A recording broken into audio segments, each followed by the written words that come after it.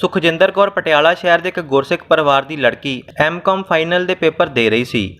ਉਹਨਾਂ ਪੇਪਰਾਂ ਦੇ ਚੱਲਦਿਆਂ ਕੁਝ ਅਜਿਹਾ ਹੋਇਆ ਕਿ ਉਸ ਦਾ ਹੀ ਗੁਰਸਿੱਖ ਪਰਿਵਾਰ ਗੁਰੂ ਗ੍ਰੰਥ ਸਾਹਿਬ ਜੀ ਦੇ ਉੱਤੇ ਸਵਾਲ ਚੁੱਕਣ ਲੱਗਿਆ। ਪਟਿਆਲਾ ਸ਼ਹਿਰ ਦੇ ਵਿੱਚ ਕੀਰਤਨ ਸਮਾਗਮ ਚੱਲ ਰਹੇ ਸੀ ਤੇ ਸੁਖਜਿੰਦਰ ਕੌਰ ਆਪਣੇ ਪਰਿਵਾਰ ਦੇ ਨਾਲ ਕੀਰਤਨ ਸੁਣਨ ਜਾਇਆ ਕਰਦੀ ਸੀ। ਸੁਖਜਿੰਦਰ ਕੌਰ ਨੇ ਦੱਸਿਆ ਕਿ ਮੈਂ 3 ਦਿਨ ਲਗਾਤਾਰ ਕੀਰਤਨ ਦਰਬਾਰ ਸੁਣਿਆ ਤੇ ਮਨ ਅੰਦਰ ਬਾਣੀ ਵਸ ਗਈ ਤੇ ਦਿਲ ਦੇ ਵਿੱਚ ਵੱਖਰਾ ਹੀ ਆਨੰਦ ਚੱਲਣ ਲੱਗਿਆ। ਸਮਾਗਮ ਦੇ ਆਖਰੀ ਦਿਨ ਅੰਮ੍ਰਿਤ ਛਕਾਉਣਾ ਸੀ ਤਾਂ ਪ੍ਰਬੰਧਕਾਂ ਨੇ ਕਿਹਾ ਕਿ ਕਕਾਰ ਕਮੇਟੀ ਵੱਲੋਂ ਹੀ ਦਿੱਤੇ ਜਾਣਗੇ। ਜਿਨ੍ਹਾਂ ਨੇ ਵੀ ਅੰਮ੍ਰਿਤ ਛਕਣਾ ਹੋਵੇ ਉਹ ਕੇਸੀ ਇਸ਼ਨਾਨ ਕਰਕੇ ਅੰਮ੍ਰਿਤਪਾਨ ਕਰ ਸਕਦਾ ਹੈ। ਮੈਨੂੰ ਲੱਗਿਆ ਕਿ ਹੁਣ ਮੈਨੂੰ ਗੁਰੂ ਵਾਲੀ ਬਣਨਾ ਚਾਹੀਦਾ ਹੈ ਤੇ ਮੈਂ ਘਰ ਆ ਕੇ ਆਪਣੀ ਮਾਂ ਨੂੰ ਕਿਹਾ ਕਿ ਮੈਂ ਵੀ ਇਸ ਵਾਰ ਅੰਮ੍ਰਿਤ ਛਕਣਾ ਹੈ। ਮੇਰੇ ਮਾਤਾ ਪਿਤਾ ਪਹਿਲਾਂ ਹੀ ਅੰਮ੍ਰਿਤਧਾਰੀ ਹਨ। ਮੇਰੀ ਗੱਲ ਸੁਣ ਮੇਰੀ ਮਾਂ ਨੇ ਗੁੱਸੇ ਦੇ ਵਿੱਚ ਕਿਹਾ ਕਿ ਤੂੰ ਕਿਉਂ ਅੰਮ੍ਰਿਤ ਛਕਣਾ, ਪਹਿਲਾਂ ਇੰਨੀ ਪੜ੍ਹ ਲਿਖ ਗਈ ਹੈ, ਤੈਨੂੰ ਕੋਈ ਵਰ ਨਹੀਂ ਮਿਲਦਾ ਤੇ ਹੁਣ ਅੰਮ੍ਰਿਤ ਛਕ ਲਿਆ ਤਾਂ ਤੈਨੂੰ ਵਿਆਹ ਕਰਵਾਉਣ ਲਈ ਬਿਲਕੁਲ ਵੀ ਕੋਈ ਮੁੰਡਾ ਨਹੀਂ ਮਿਲਣਾ। ਆਪੋ ਆਪਣੇ ਘਰੀ ਜਾ ਕੇ ਜੋ ਮਰਜ਼ੀ ਕਰਨਾ। ਤੇ ਮੇਰੀ ਮਾਂ ਨੇ ਮੈਨੂੰ ਬਿਲਕੁਲ ਮਨਾ ਕਰ ਦਿੱਤਾ। ਪਰ ਮੇਰੇ ਅੰਦਰ ਬਾਣੀ ਦਾ ਵਾਸ ਹੋ ਚੁੱਕਿਆ ਸੀ ਤੇ ਜਿੱਥੇ ਬਾਣੀ ਹੁੰਦੀ ਹੈ ਤਾਂ ਉੱਥੇ ਬਾਣਾ ਧਾਰਨ ਕਰਨ ਦੀ ਚਾਹ ਵੀ ਹੋਰ ਵੱਧ ਜਾਂਦੀ ਹੈ। ਸੋ ਜਿਸ ਦਿਨ ਅੰਮ੍ਰਿਤ ਸੰਚਾਰ ਹੋਣਾ ਸੀ ਮੈਂ ਆਪਣੀ ਮਾਂ ਨੂੰ ਬਹਾਨਾ ਲਗਾਇਆ ਕਿ ਕਾਲਜ ਦੇ ਵਿੱਚ ਪੇਪਰ ਦੀ ਤਿਆਰੀ ਦੇ ਲਈ ਸਾਨੂੰ ਬੁਲਾਇਆ ਹੈ ਤਾਂ ਮੈਂ ਕੇਸੀ ਇਸ਼ਨਾਨ ਕਰ ਸਿੱਧਾ ਅੰਮ੍ਰਿਤ ਸੰਚਾਰ ਵਾਲੀ ਜਗ੍ਹਾ ਦੇ ਉੱਤੇ ਪਹੁੰਚ ਗਈ। ਖੰਡੇ ਬਾਟੇ ਦਾ ਅੰਮ੍ਰਿਤ ਛਕਿਆ, ਕਿਰਪਾਨ ਉੱਪਰੋਂ ਧਾਰਨ ਕੀਤੀ ਤੇ ਆਪਣੇ ਘਰ ਪਹੁੰਚੀ ਤੇ ਆਉਂਦਿਆਂ ਹੀ ਮੈਂ ਫਤਿਹ ਬੁਲਾਈ। ਮੈਨੂੰ ਦੇਖ ਕੇ ਮੇਰੀ ਮਾਂ ਗੁੱਸੇ ਦੇ ਵਿੱਚ ਪਾਗਲ ਹੋ ਗਈ ਤੇ ਕਹਿਣ ਲੱਗੀ ਕਿ ਤੂੰ ਕਿਸ ਨੂੰ ਪੁੱਛ ਕੇ ਅੰਮ੍ਰਿਤ ਛਕਿਆ, ਹੁਣ ਅੰਮ੍ਰਿਤ ਤਾਂ ਛਕ ਲਿਆ, ਤੈਨੂੰ ਕਿਤੇ ਮੁੰਡਾ ਨਹੀਂ ਮਿਲਣਾ। ਤੇ ਗੁੱਸੇ ਦੇ ਵਿੱਚ ਮੇਰੀ ਮਾਂ ਬਹੁਤ ਕੁਝ ਬੋਲਦੀ ਰਹੀ। ਮੈਂ ਆਪਣੀ ਮਾਂ ਨੂੰ ਕਿਹਾ ਕਿ ਜਦੋਂ ਆਪਾਂ ਅੰਮ੍ਰਿਤ ਛਕ ਰਹੇ ਸੀ ਤਾਂ 5 ਪਿਆਰਿਆਂ ਨੇ ਸਾਨੂੰ ਕਿਹਾ ਕਿ ਅੱਜ ਤੋਂ ਤੁਹਾਡੀ ਜਨਮ ਭੂਮੀ ਆਨੰਦਪੁਰ ਸਾਹਿਬ ਹੈ ਤੇ ਤੁਹਾਡੀ ਮਾਤਾ ਸਾਹਿਬ ਕੌਰ ਹੈ। ਅੱਜ ਤੋਂ ਤੁਹਾਡਾ ਪਿਤਾ ਸ੍ਰੀ ਗੁਰੂ ਗੋਬਿੰਦ ਸਿੰਘ ਜੀ ਹੈ। ਹੁਣ ਅੱਜ ਤੋਂ ਮੇਰਾ ਪਿਤਾ ਸ੍ਰੀ ਗੁਰੂ ਗੋਬਿੰਦ ਸਿੰਘ ਹੈ। ਤੁਹਾਨੂੰ ਮੇਰੇ ਸਾਕ ਵਿਆਹ ਦੀ ਕੋਈ ਚਿੰਤਾ ਕਰਨ ਦੀ ਲੋੜ ਨਹੀਂ। ਮੇਰਾ ਪਿਤਾ ਗੁਰੂ ਗੋਬਿੰਦ ਸਿੰਘ ਉਹੀ ਮੇਰੇ ਜੀਵਨ ਦਾ ਸਾਥੀ ਲੱਭ ਲਵੇਗਾ। ਮੇਰੀ ਗੱਲ ਸੁਣ ਕੇ ਮੇਰੇ ਮਾਤਾ ਪਿਤਾ ਚੁੱਪ ਕਰ ਗਏ। ਸੋ ਸਮਾਂ ਬੀਤਿਆ, ਮੈਂ ਐਮਕਾਮ ਫਾਈਨਲ ਫਸਟ ਕਲਾਸ ਦੇ ਵਿੱਚ ਪਾਸ ਕੀਤੀ। ਫਿਰ ਮੈਂ 3 ਮਹੀਨੇ ਪ੍ਰਾਈਵੇਟ ਪੜ੍ਹਾਇਆ ਤੇ ਬਾਅਦ ਵਿੱਚ ਮੈਨੂੰ ਪਟਿਆਲੇ ਵਿੱਚ ਹੀ ਸਰਕਾਰੀ ਨੌਕਰੀ ਮਿਲ ਗਈ। ਨਿਤਨੇਮ ਤੇ ਗੁਰੂ ਨੇ ਅਜਿਹਾ ਸਾਥ ਦਿੱਤਾ ਕਿ 1 ਸਾਲ ਦੇ ਵਿੱਚ ਹੀ ਰਿਸ਼ਤੇਦਾਰੀ ਦੇ ਵਿੱਚੋਂ ਮੇਰਾ ਰਿਸ਼ਤਾ ਹੋਇਆ। ਮੁੰਡਾ ਗੁਰਸਿੱਖ ਅੰਮ੍ਰਿਤਧਾਰੀ, ਮੈਂ ਤਾਂ ਸਰਕਾਰੀ ਟੀਚਰ ਲੱਗਿਆ ਹੋਇਆ ਸੀ ਤੇ 15 ਦਿਨਾਂ ਦੇ ਵਿੱਚ ਹੀ ਮੇਰਾ ਵਿਆਹ ਹੋ ਗਿਆ ਤੇ ਮੈਂ ਵਿਆਹ ਕੇ ਪਟਿਆਲੇ ਤੋਂ ਗੁਰਦਾਸਪੁਰ ਆਈ। ਛੁੱਟੀਆਂ ਤੋਂ ਬਾਅਦ ਮੈਂ ਆਪਣੀ ਬਦਲੀ ਗੁਰਦਾਸਪੁਰ ਹੀ ਕਰਵਾ ਲਈ।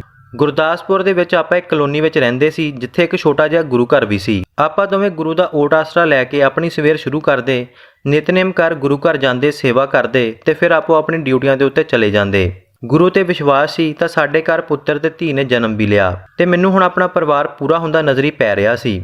ਪਰ ਪਰਮਾਤਮਾ ਪ੍ਰੀਖਿਆ ਜ਼ਰੂਰ ਲੈਂਦਾ ਹੈ। ਗੁਰੂ ਗ੍ਰੰਥ ਸਾਹਿਬ ਜੀ ਨੇ ਸਾਨੂੰ ਧੋਖੇ ਦੇ ਵਿੱਚ ਨਹੀਂ ਰੱਖਿਆ। ਬਾਣੀ ਵੀ ਕਹਿੰਦੀ ਹੈ ਕਿ ਜੇਕਰ ਸੁੱਖ ਹੈ ਤਾਂ ਦੁੱਖ ਵੀ ਜ਼ਰੂਰ ਆਉਣਾ ਹੈ, ਇਸ ਦੇ ਵਿੱਚ ਕੋਈ ਸ਼ੱਕ ਨਹੀਂ। ਦੁੱਖ ਇੱਕ ਨਾ ਇੱਕ ਦਿਨ ਜ਼ਰੂਰ ਆਵੇਗਾ, ਪਰ ਜੇਕਰ ਪਰਮਾਤਮਾ ਦੇ ਉੱਪਰ ਵਿਸ਼ਵਾਸ ਨਹੀਂ ਡਗਮਗਾਉਂਦਾ ਤਾਂ ਪਰਮਾਤਮਾ ਵੀ ਤੁਹਾਨੂੰ ਉਸ ਦੁੱਖ ਦੀ ਘੜੀ ਦੇ ਵਿੱਚ ਬਲ ਬਖਸ਼ੇਗਾ। ਤੇ ਅਜਿਹਾ ਹੀ ਕੁਝ 7 ਸਾਲਾਂ ਬਾਅਦ ਸਾਡੇ ਘਰ ਦੇ ਵਿੱਚ ਵੀ ਹੋਇਆ। ਥੋੜੀ ਜਿਹੀ ਖੰਘ ਤੇ ਰੇਸ਼ਾ ਤੋਂ ਬਾਅਦ ਮੇਰੇ ਪਤੀ ਨੂੰ ਟੀਵੀ ਦੇ ਨਾਲ ਕਾਲਾ ਪੀਲੀਆ ਵੀ ਹੋ ਗਿਆ। ਕਾਫੀ ਇਲਾਜ ਕਰਵਾਇਆ ਪਰ ਪੀਲੀਆ ਹਟਣ ਦਾ ਨਾਮ ਨਹੀਂ ਲੈ ਰਿਹਾ ਸੀ। ਹਰ ਇੱਕ ਇਲਾਜ ਕਰਵਾ ਕੇ ਦੇਖ ਲਿਆ ਤੇ 4 ਮਹੀਨੇ ਉਸ ਬਿਮਾਰੀ ਦੇ ਵਿੱਚ ਹੀ ਲੰਘ ਗਏ। ਸਾਰੀਆਂ ਉਮੀਦਾਂ ਢਹਿਲੀਆਂ ਪੈ ਰਹੀਆਂ ਸੀ। ਕੁਝ ਸਮੇਂ ਬਾਅਦ ਗਰਮੀਆਂ ਦੀਆਂ ਛੁੱਟੀਆਂ ਹੋਈਆਂ। ਮੇਰੇ ਪਤੀ ਤਾਂ ਕਿਤੇ ਜਾ ਨਹੀਂ ਸਕਦੇ ਸੀ ਤਾਂ ਮੇਰੇ ਪਤੀ ਨੇ ਮੈਨੂੰ 3-4 ਦਿਨਾਂ ਦੇ ਲਈ ਪਟਿਆਲੇ ਜਾਣ ਵਾਸਤੇ ਕਿਹਾ ਕਿਉਂਕਿ ਘਰ ਦਾ ਮਾਹੌਲ ਦੇਖ ਕੇ ਬੱਚੇ ਵੀ ਡਰੇ ਹੋਏ ਸੀ। ਮੈਂ ਬੱਚੇ ਲੈ ਕੇ ਪਟਿਆਲੇ ਆਪਣੇ ਮਾਤਾ ਪਿਤਾ ਦੇ ਘਰ ਆਈ। ਮੇਰੀ ਮਾਂ ਮੈਨੂੰ ਕਹਿਣ ਲੱਗੀ ਕਿ ਹੁਣ ਤਾਂ ਤੁਸੀਂ ਸਾਰੇ ਇਲਾਜ ਕਰਵਾ ਕੇ ਦੇਖ ਲਏ, ਤੂੰ ਮੰਨਣਾ ਤਾਂ ਨਹੀਂ ਪਰ ਇੱਥੇ ਨਾਭੇ ਰੋਡ ਦੇ ਉੱਤੇ ਇੱਕ ਬਾਬਾ ਹੈ ਜਿਹੜਾ ਤੇਰਾ ਘਰ ਵਾਲਾ ਠੀਕ ਨਹੀਂ ਹੁੰਦਾ, ਕਿਤੇ ਉਸ ਨੂੰ ਕਿਸੇ ਨੇ ਕੁਝ ਖਿਲਾ ਹੀ ਨਾ ਦਿੱਤਾ ਹੋਵੇ। ਉਸ ਬਾਬੇ ਕੋਲ ਜਾਂਦੇ ਹਾਂ ਤੇ ਸਭ ਕੁਝ ਠੀਕ ਹੋ ਜਾਵੇਗਾ। ਮੈਂ ਆਪਣੀ ਮਾਂ ਨੂੰ ਕਿਹਾ ਕਿ ਮੈਂ ਕਿਸੇ ਬਾਬੇ ਦੇ ਕੋਲ ਨਹੀਂ ਜਾਣਾ ਤੇ ਨਾ ਹੀ ਕਿਸੇ ਦੇ ਕੋਲੋਂ ਕੁਝ ਪੁੱਛਣਾ ਹੈ। ਮੈਂ ਜੋ ਵੀ ਪੁੱਛਣਾ ਸੀ ਆਪਣੇ ਗੁਰੂ ਗ੍ਰੰਥ ਸਾਹਿਬ ਦੇ ਕੋਲੋਂ ਪੁੱਛ ਲਿਆ ਹੈ ਤੇ ਉਹਨਾਂ ਨੇ ਮੈਨੂੰ ਦੱਸ ਵੀ ਦਿੱਤਾ ਹੈ ਕਿ ਦੁੱਖ ਸੁੱਖ ਦੋਵੇਂ ਸਰੀਰ ਦੇ ਨਾਲ ਹੀ ਹਨ। ਮੇਰੀ ਮਾਂ ਮੈਨੂੰ ਕਹਿਣ ਲੱਗੀ ਕਿ ਫਿਰ ਵੀ ਇੱਕ ਵਾਰ ਆਪਾਂ ਚੱਲਦੇ ਹਾਂ। ਮੈਂ ਕਿਹਾ ਕਿ ਮੈਂ ਅੰਮ੍ਰਿਤ ਛਕਿਆ ਹੋਇਆ ਹੈ, ਮੈਂ ਉਸ ਬਾਬੇ ਦੇ ਦਰ ਦੇ ਉੱਤੇ ਨਹੀਂ ਜਾਣਾ। ਮਾਂ ਨੇ ਕਿਹਾ ਕਿ ਉੱਥੇ ਅੰਮ੍ਰਿਤ ਛਕੇ ਵਾਲੇ ਵੀ ਬਹੁਤ ਆਉਂਦੇ ਨੇ। ਮੈਂ ਫਿਰ ਕਿਹਾ ਕਿ ਮੇਰਾ ਗੁਰੂ ਇਹ ਸਭ ਦੀ ਇਜਾਜ਼ਤ ਨਹੀਂ ਦਿੰਦਾ, ਮੈਨੂੰ ਗੁਰੂ ਗ੍ਰੰਥ ਸਾਹਿਬ ਦੇ ਉੱਤੇ ਭਰੋਸਾ ਹੈ। ਇਹ ਸੁਣ ਕੇ ਮੇਰੀ ਮਾਂ ਗੁੱਸੇ ਦੇ ਵਿੱਚ ਬੋਲੀ ਕਿ ਕਿਹੜਾ ਗੁਰੂ ਗ੍ਰੰਥ ਸਾਹਿਬ, 4 ਮਹੀਨਿਆਂ ਤੋਂ ਤੇਰਾ ਘਰ ਵਾਲਾ ਤਾਂ ਠੀਕ ਨਹੀਂ ਕਰ ਸਕਿਆ ਤੇ ਹੁਣ ਕੀ ਕਰਨਾ। ਮੇਰੀ ਮਾਂ ਦੀ ਇਸ ਗੱਲ ਨੇ ਮੈਨੂੰ ਬਹੁਤ ਠੇਸ ਦਿੱਤੀ ਤੇ ਮੈਂ ਆਪਣੀ ਮਾਂ ਨੂੰ ਕਿਹਾ ਕਿ ਮੈਨੂੰ ਜੋ ਮਰਜ਼ੀ ਬੋਲ ਲੈ ਪਰ ਗੁਰੂ ਗ੍ਰੰਥ ਸਾਹਿਬ ਦੇ ਬਾਰੇ ਕੁਝ ਨਾ ਬੋਲੀ। 3-4 ਦਿਨਾਂ ਵਾਸਤੇ ਮੈਂ ਰਹਿਣ ਆਈ ਸੀ ਪਰ ਇੱਕ ਰਾਤ ਰੁਕ ਕੇ ਅਗਲੇ ਦਿਨ ਹੀ ਮੈਂ ਮੀਂਹ ਹਨੇਰੀ ਦੇ ਵਿੱਚ ਹੀ ਵਾਪਸ ਗੁਰਦਾਸਪੁਰ ਆ ਗਈ। ਘਰ ਤਾਂ ਆ ਗਈ ਪਰ ਹਨੇਰੀ ਦੇ ਨਾਲ ਸਾਰੇ ਪਾਸੇ ਖਲਾਰਾ ਪਿਆ ਹੋਇਆ ਸੀ ਤੇ ਮੈਂ ਸਫਾਈ ਕਰਨੀ ਸ਼ੁਰੂ ਕੀਤੀ। ਮੇਰਾ ਪਤੀ ਤੇ ਦੋਨੇ ਬੱਚੇ ਸੋ ਰਹੇ ਸੀ ਤੇ ਮੈਂ ਆਪਣੇ ਘਰ ਦੀ ਸਫਾਈ ਕਰਨ ਤੋਂ ਬਾਅਦ ਰਸੋਈ ਦੇ ਵਿੱਚ ਵੀ ਸਫਾਈ ਕਰਨ ਲੱਗੀ। ਲਗਾਤਾਰ ਮੀਂਹ ਪੈ ਰਿਹਾ ਸੀ। ਮੈਂ ਉਹ ਸੋਚ ਕੇ ਰੋ ਰਹੀ ਸੀ ਕਿ ਕਿਹੋ ਜਿਹੇ ਲੋਕ ਨੇ ਜਿਹੜੇ ਅੰਮ੍ਰਿਤ ਛਕ ਕੇ ਵੀ ਗੁਰੂ ਗ੍ਰੰਥ ਸਾਹਿਬ ਦੇ ਉੱਤੇ ਭਰੋਸਾ ਨਹੀਂ ਕਰਦੇ। ਮੇਰੀ ਮਾਂ ਦੀ ਉਹ ਗੱਲ ਕਿ 4 ਮਹੀਨੇ ਤਾਂ ਤੇਰਾ ਪਤੀ ਠੀਕ ਨਹੀਂ ਕਰ ਸਕਿਆ ਤੇ ਹੁਣ ਕੀ ਕਰਨਾ, ਇਹ ਗੱਲ ਬਾਰ-ਬਾਰ ਮੇਰੇ ਮਨ ਦੇ ਉੱਤੇ ਆ ਰਹੀ ਸੀ ਤੇ ਮੈਂ ਸੋਚ-ਸੋਚ ਕੇ ਰੋਂਦੀ ਜਾ ਰਹੀ ਸੀ। ਕੁਝ ਸਮੇਂ ਬਾਅਦ ਅਚਾਨਕ ਹੀ ਮੇਰੇ ਘਰ ਦਾ ਦਰਵਾਜ਼ਾ ਕਿਸੇ ਨੇ ਖੜਕਾਇਆ। ਮੈਂ ਸਿਰ ਦੇ ਉੱਤੇ ਚੁੰਨੀ ਲਈ ਤੇ ਦਰਵਾਜ਼ਾ ਖੋਲ੍ਹਿਆ।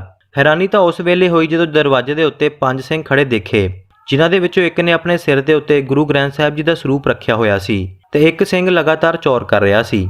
ਮੈਂ ਗੁਰੂ ਗ੍ਰੰਥ ਸਾਹਿਬ ਜੀ ਨੂੰ ਦੇਖ ਕੇ ਇੱਕਦਮ ਨਤਮਸਤਕ ਹੋਈ ਤੇ ਸਿੰਘਾਂ ਨੇ ਸਾਨੂੰ ਕਿਹਾ ਕਿ ਜਿੱਥੇ ਕਲੋਨੀ ਦੇ ਵਿੱਚ ਗੁਰੂ ਗ੍ਰੰਥ ਸਾਹਿਬ ਜੀ ਦਾ ਪ੍ਰਕਾਸ਼ ਹੋਇਆ ਹੈ, ਉਹ ਕਮਰਾ ਮੀਂਹ ਦੇ ਕਾਰਨ ਚੋਰਿਆ ਹੈ। ਸਾਨੂੰ ਪਤਾ ਲੱਗਿਆ ਸੀ ਕਿ ਤੁਹਾਡੇ ਘਰ 4-5 ਕਮਰੇ ਹਨ, ਸੋ ਆਪਾਂ ਸਲਾਹ ਬਣਾਈ ਕਿ ਕੁਝ ਦਿਨਾਂ ਤੱਕ ਤੁਹਾਡੇ ਘਰ ਹੀ ਪ੍ਰਕਾਸ਼ ਕੀਤਾ ਜਾਵੇ। ਮੈਂ ਝੱਟ ਹੀ ਕਿਹਾ ਕਿ ਸਾਡੇ ਚੰਗੇ ਭਾਗ ਜੋ ਗੁਰੂ ਸਾਹਿਬ ਸਾਡੇ ਘਰ ਆਏ ਤੇ ਇਹ ਘਰ ਹੀ ਗੁਰੂ ਸਾਹਿਬ ਦਾ ਹੈ। ਮੇਰੇ ਕੋਲੋਂ ਸ਼ਾਇਦ ਇਸੇ ਕਰਕੇ ਹੀ ਗੁਰੂ ਸਾਹਿਬ ਨੇ ਸਫਾਈ ਕਰਵਾਈ ਸੀ। ਮੈਂ ਆਪਣੇ ਬੱਚਿਆਂ ਤੇ ਪਤੀ ਨੂੰ ਉਠਾਇਆ, ਗੁਰੂ ਸਾਹਿਬ ਦਾ ਪ੍ਰਕਾਸ਼ ਕੀਤਾ ਗਿਆ। ਗੁਰੂ ਗ੍ਰੰਥ ਸਾਹਿਬ ਬੋਲਦੇ ਹਨ ਤੇ ਇਹ ਬਿਲਕੁਲ ਸੱਚ ਹੈ, ਇਸ ਦੇ ਵਿੱਚ ਕੋਈ ਸ਼ੱਕ ਨਹੀਂ। ਗੁਰੂ ਮਿਹਰ ਕਰਨ ਦਾ ਸਮਾਂ ਕਾਲ ਸਭ ਕੁਝ ਉਸ ਦੇ ਹੱਥ ਵਿੱਚ ਹੀ ਹੈ। ਹੁਕਮਨਾਮਾ ਸਾਹਿਬ ਆਇਆ, ਪਰਮੇਸ਼ਰ ਦਿੱਤਾ ਬੰਨਾ, ਦੁੱਖ ਰੋਗ ਕਾ ਡੇਰਾ ਭੰਨਾ, ਆਨੰਦ ਕਰੇ ਨਰ ਨਾਰੀ, ਹਰ ਹਰ ਪ੍ਰਭ ਕਿਰਪਾ ਧਾਰੀ। ਗੁਰੂ ਸਾਹਿਬ ਨੇ ਕਿਰਪਾ ਕੀਤੀ ਤੇ ਸ਼ਰੇਆਮ ਮੇਰੇ ਗੁਰੂ ਨੇ ਕਿਹਾ ਕਿ ਹੁਣ ਤੇਰੇ ਦੁੱਖ ਦੂਰ ਹੋ ਚੁੱਕੇ ਨੇ।